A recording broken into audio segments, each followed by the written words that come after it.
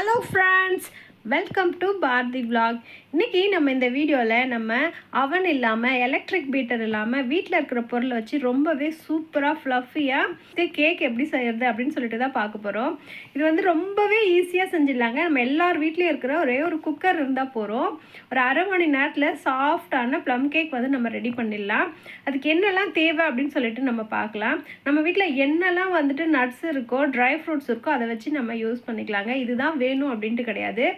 பொதுவாக வந்துட்டு பார்த்தோம்னா முந்திரி பருப்பு, பாதாம் பருப்பு, திராட்சை, உலர் திராட்சை வந்துட்டு கருப்பு திராட்சை இருந்தாலும் பரவாயில்ல, வெள்ளை திராட்சை இருந்தாலும் பரவாயில்ல, அதை போட்டுக்கலாம். அதை தவிர்த்து உங்ககிட்ட என்ன ட்ரை ஃப்ரூட்ஸ் இருந்ததோ அது எல்லாமே நீங்கள் கொஞ்சம் கொஞ்சம் போட்டுக்கலாங்க.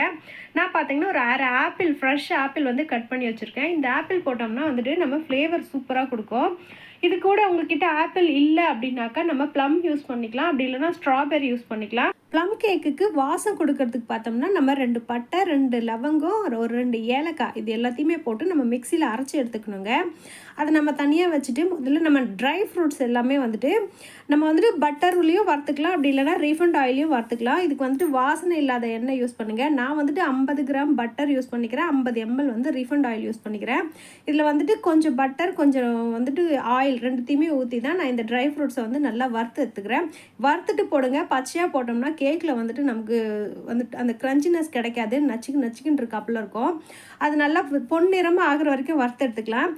நம்ம அரைக்க வேண்டிய பொருள்லாம் இப்போ மிக்சி ஜாரில் சேர்த்துக்கலாம். இதில்னா அந்த பட்டை, லவங்கம், ஏலக்காய், அரை ஆப்பிள் கட் பண்ணி வச்சுருந்தீங்களா பொடியாக சேர்த்துக்குங்க. சர்க்கரை வந்துட்டு 1 கப் எடுத்துக்கோங்க. 2 கப்பு மாவு எடுத்திங்கன்னா 1 கப் அளவுக்கு சர்க்கரை கரெக்டாக இருக்கும். அது பத்தலைன்னா நீங்கள் டேஸ்ட் பார்த்துட்டு அப்புறம் போட்டுக்கோங்க. மீதம் இருந்த பட்டரையும் நம்ம இது கூடவே சேர்த்துக்கலாம். நான் கொஞ்சம் பட்டர் வந்துட்டு அந்த பருப்பு வறுக்கிறதுக்காக வச்சுட்டேன். மீதி இருக்கிற பட்டரை வந்துட்டு நம்ம இந்த மிக்சி ஜார்லேயே சேர்த்துக்கலாம். இது கூடவே பார்த்தோம்னாக்கா 2 முட்டை அளவுக்கு நம்ம உடச்சி ஊற்றிக்கலாம். 2 முட்டை வந்துட்டு 1 கிலோ கேக்குக்கு நமக்கு கரெக்டாக இருக்கும். இதையும் உடச்சி இதிலே ஊற்றிட்டு நல்லா நம்ம ஒரு சுற்றி எடுத்துகிட்டு வந்துடலாம். இதை வந்துட்டு நம்ம முட்டை உடச்சி ஊற்றிட்டு ஒரு சுற்றுனா போருங்க. ரொம்ப நேரம் வந்துட்டு இதை வந்துட்டு ஓட்ட விடக்கூடாது. ஒரு சுற்றுனதுக்கு அப்புறம் நம்ம ரிஃபைண்ட் ஆயில் வந்துட்டு யூஸ் பண்ண போகிறோம். பாருங்கள், நான் ஒரே ஒரு சுற்று தான் சுற்றினேன். அதுக்கப்புறம் நம்ம வந்துட்டு மீதம் இருக்கிற எண்ணெயை வந்துட்டு இது கூட கலந்துட்டு இதுக்கப்புறம் நம்ம ஒரு நிமிஷம் ஓட்டி எடுத்துகிட்டு வந்து பாத்திரத்தில் ஊற்றிக்கலாம். இது பார்த்தீங்கன்னாக்கா ஒரு திப்பி இல்லாமல் நல்லா ஃபைனாக அரைஞ்சிருக்கும். அந்த அளவுக்கு தான் இருக்கணும். அந்த வந்துட்டு ஆப்பிள் நமக்கு தென்படவே கூடாது. அந்த அளவுக்கு நாங்கள் அரைச்சி எடுத்துக்கலாம். நான் பார்த்தீங்கன்னா கேக் மிக்ஸ், பில்ஸ்பரி கேக் மிக்ஸ் வந்துட்டு 50 கிராம் வச்சுருந்தேன். இது எதுக்கு போடுறேன் அப்படின்னு பார்த்தீங்கன்னா கலருக்காக போடுறேன். உங்ககிட்ட இல்லைனாக்கா சாக்லேட்டு, டேரி மில்க்கு, 5 ஸ்டார் அந்த சாக்லேட் இருந்துச்சுனாக்கா ஒரு 50 கிராம் அளவுக்கு போட்டுக்கோங்க. ஒரு 40 ரூபா சாக்லேட் வாங்கி போட்டிங்கன்னா கூட போதும். அந்த கலருக்காக தான் போட்டிருக்கேன். நான் 1 கப் அளவுக்கு மைதா மாவு எடுத்திருக்கேன். அதுக்கு பார்த்திங்கன்னா ஒரு சின்ன ஸ்பூன் அளவுக்கு பார்த்தோம்னா சோடா உப்பு போட்டிருக்கேன். இதை வந்துட்டு ஜலிச்சிட்டு சேர்த்துக்கோங்க. அப்படியே சேர்த்தோம்னா மாவில் எதனா திப்பி இருந்ததுன்னா கேக் வந்துட்டு நடுவில் வந்துட்டு வெடிப்பு விடும். அதுக்காக தான் நல்லா ஜலிச்சிட்டு சேர்த்துக்கோங்க. பாருங்கள், இதில் திப்பி இருக்குது பாருங்கள். அதனால தான் நான் ஜலிச்சிட்டு சேர்த்துக்குங்க அப்படின்னு சொல்கிறேன். இந்த திப்பிலாம் வந்துட்டு மாவுக்குள்ளே போச்சுனாக்கா நமக்கு கேக் சரியாக வராது. மிக்ஸ் பண்ணிவிட்டு பார்த்தோம்னாக்கா இதுக்கு தண்ணி ஊற்றி மிக்ஸ் பண்ணக்கூடாதுங்க. நான் வந்துட்டு ஒரு 250 ml பால் வந்து தண்ணி ஊற்றாமல் காய்ச்சி வச்சுருக்கேன். அந்த மொத்த பாலையும் ஊற்றிடாதீங்க. கொஞ்சம் கொஞ்சமாக ஊற்றி கரைச்சி பாருங்கள். ஏன்னா வந்துட்டு நமக்கு அந்த தோசை மாவு பதம் வந்தால் போகிறோம். மொத்தமாக வந்துட்டு பாலை ஊற்றிட்டிங்கன்னா தண்ணி ஆயிடுச்சுன்னா கேக் சரியாக வராது. கொஞ்சம் கொஞ்சமாக ஊற்றி வந்துட்டு கரைச்சிட்டே வாங்க. மீதம் பால் இருந்ததுன்னா நீங்கள் அப்படியே நிறுத்திடலாம். அதுக்காக தான் சொல்கிறேன். நான் நல்லா சுற்றி வந்துட்டு பாருங்கள். இந்த சமயத்தில் நம்ம அந்த பட்டரில் வறுத்து வச்சுருந்தோம் பார்த்தீங்களா, அந்த ஃப்ரூட்ஸை வந்துட்டு இதுக்குள்ளே போட்டுக்கலாம். கொஞ்சம் ஃப்ரூட்ஸ் வந்து நிறுத்தி வைங்க. நம்ம மேலே வந்துட்டு ஒரு லேயர் வந்துட்டு போட்டோம்னா பார்வைக்கு சூப்பராக இருக்கும். மொத்தமாக போடாமல் ஒரு 1/4 கரண்டி மட்டும் அப்படியே நிறுத்தி வச்சுருங்க. மற்றதெல்லாம் போட்டு நம்ம அந்த மாவுலேயே மிக்ஸ் பண்ணி எடுத்துக்கலாம். நல்லா கலந்து விட்டுக்கோங்க. மாவு வந்துட்டு ஒரே சைடு சுற்றுங்க. ஆப்போசிட் சைடு மாற்றி சுற்றாமல் ஒரே சைடு சுற்றி வந்தீங்கன்னா தான் மாவு வந்து அந்த கேக் வந்துட்டு உப்பி வர்றதுக்கு ஈஸியாக இருக்கும். பாருங்கள், இந்த மாவு வந்துட்டு நமக்கு இப்போ தோசை மாவு பதத்தில் வந்துட்டு ரெடி ஆகிடுச்சு. நான் உங்களுக்கு எடுத்து காமிக்கிறேன் பாருங்கள்.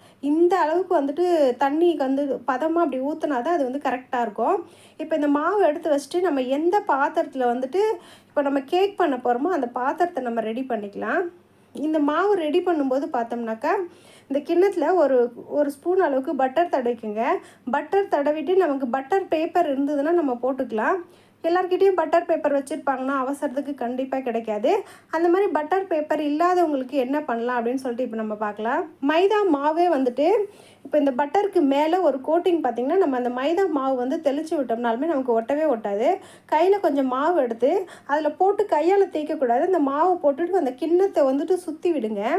கையை வச்சு தேய்ச்சிங்கன்னா மறுபடியும் அந்த இடத்துல கேக் ஒட்டிக்கும். அந்த பட்டரோட மேலே தான் ஒட்டணும். அது அந்த கிண்ணத்துக்கு அடியில் போயிடுச்சுன்னா மாவு தீஞ்சு போயிடும். அதனால் கை வைக்காமல் இந்த மாதிரி கிண்ணத்தையே சுழட்டி வந்தீங்கன்னாக்கா அது வந்துட்டு அந்த பட்டர் பேப்பர் போல் ஒரு கோட்டிங் ரெடி ஆகிடும். அதனால வந்து கேக் ஒட்டாமல் வரும், அடி பிடிக்காமலும் வரும். மீதம் இருக்கிற மாவையும் கை வச்சு அல்லாதீங்க. கிண்ணத்தை வந்து உங்கள் கையில் தட்டினீங்கனாக்கா அந்த மாவு கொட்டிடும். அது நீங்கள் வேறு எதுக்குன்னா யூஸ் பண்ணலாம், எல்லாம் தூக்கி போட்டலாம். அது கொஞ்சம் மாவு தான் இருக்கும், அவ்வளோதான். இப்போ வந்துட்டு நம்ம குக்கரை வந்துட்டு நம்ம இந்த மாவுலாம் ரெடி பண்ணும்பொழுதே இந்த குக்கரை நம்ம கேஸில் வச்சு சிம்மில் வச்சிடலாங்க. இந்த மாவு ஊற்றுனதுக்கப்புறம் இந்த குக்கர் வந்துட்டு வைக்கிறதுக்கு முன்னாடி குக்கர் நல்லா சூடாக இருக்கணும். அப்போ தான் வந்துட்டு நமக்கு வந்து கரெக்டாக இருக்கும். நீங்கள் இதை மாவை வந்துட்டு குக்கருக்குள்ளே வச்சுட்டு கேஸ் ஆன் பண்ணாதீங்க. ஆல்ரெடி நம்ம குக்கர் வந்து ப்ரீஹீட் பண்ணி வச்சுருந்தோம் அப்படின்னா தான் இந்த மாவு வைக்கிறதுக்கு நமக்கு கரெக்டாக இருக்கும். பாருங்கள், மாவு வச்சுட்டு இந்த மாதிரி தட்டி விடுங்க. அப்போ தான் அதில் பபிள்ஸ், ஏர் பபிள்ஸ் இருந்ததுன்னா கேக் வந்துட்டு நடுவில் ஹோல்ஸ் இல்லாமல் ஈவனாக வெந்து வரும். பாருங்கள், குக்கரை ஆல்ரெடி ப்ரீஹீட் பண்ணிவிட்டு அதுக்குள்ளே ஒரு ஸ்டாண்ட் வச்சுருக்கேன். அந்த ஸ்டாண்டுக்கு மேலே தான் இது வைக்கணும். டேரெக்டாக குக்கருக்கு அடியில் வைக்காதீங்க. மீதி இருந்த அந்த முந்திரி பருப்பெல்லாம் நான் மேலே போட்டிருக்கேன். அது ஒரு லேயர் போல் அழகாக வரும். இந்த குக்கருக்குள்ளே வைக்கும்பொழுது கண்டிப்பாக பார்த்து வைங்க, சூடு வச்சுக்க போகிறீங்க. ஏன்னா நம்ம கை அதுக்குள்ளே போகும்போது கண்டிப்பாக சூடுபடும். அதனால் ஒரு இடுக்கி போல் வச்சு இந்த மாதிரி பிடிச்சி உள்ளே வைங்க. அப்போ தான் சூடுபடாமல் இது பண்ண முடியும். நீங்கள் இதுக்கு மேலே தட்டு போட்டு நம்ம குக்கரை மூடிடலாம். விசில் போட்டு 45 நிமிஷம் வச்சிங்கனாக்கா உங்கள் கேக் வந்துட்டு சூப்பராக ரெடி ஆகிடுங்க. ஒரு 15 நிமிஷம் வந்துட்டு கேஸை ஹையில் வைங்க. 1/2 hour இல்லைனா 20 நிமிஷம் பார்த்தீங்கன்னா சிம்மில் வச்சிங்கன்னா தான் இது கரெக்டாக வெந்து வரும். எல்லா டைமும் வந்து ஹைலே இருந்ததுன்னா கேக்கு கருகிடுங்க. நான் வச்சதுக்கப்புறம் இப்போ பாருங்கள், ஓப்பன் பண்ணி காட்டுறேன். ஒரு கத்தி எடுத்து அதுக்கு உள்ளே விட்டு பார்த்தீங்கன்னா அந்த கத்தியில் கேக் ஒட்டாமல் வந்தது அப்படின்னாக்கா உங்கள் கேக் நல்லா வெந்து வந்திருக்கு அப்படின்ட்டு. அப்படி சப்போஸ் கத்தியில் ஒட்டுச்சுன்னா பிரச்சனை இல்லை, மறுபடியும் குக்கர் போட்டு சிம்மில் வச்சு ஒரு 10 நிமிஷம் வைங்க, சரியாயிடும். இப்போ நம்ம இதை வெளியே எடுத்துக்கலாம். சூப்பராக ஒட்டவே ஒட்டாதீங்க. இப்போ நான் இது ஆறட்டும்னு நீங்கள் எடுங்க. ஆனால் நான் இப்போ உங்களுக்கு சுடவே எடுத்து காமிக்கிறேன் பாருங்கள். இது கிண்ணத்தில் வந்து ஒட்டவே ஒட்டாது. அவ்வளோ சாஃப்டாக ஃப்ளஃபியாக வந்திருக்கும் கேக்கு.